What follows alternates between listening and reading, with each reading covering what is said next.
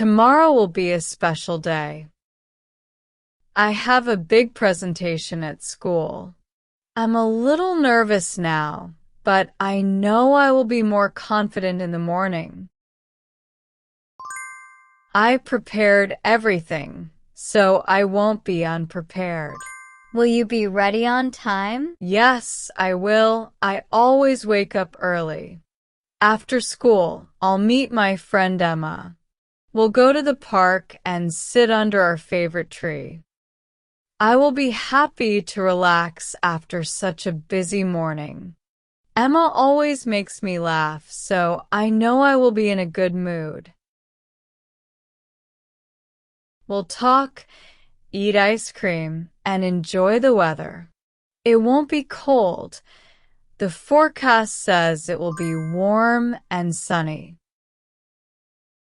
Later, when I get home, I think I will be tired but proud. My mom will be in the kitchen and dinner will be ready.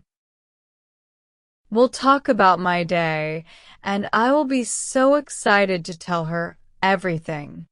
Before bed, I will be calm. I won't be worried anymore, just thankful. Tomorrow will be a long day, but I know it will be a good one.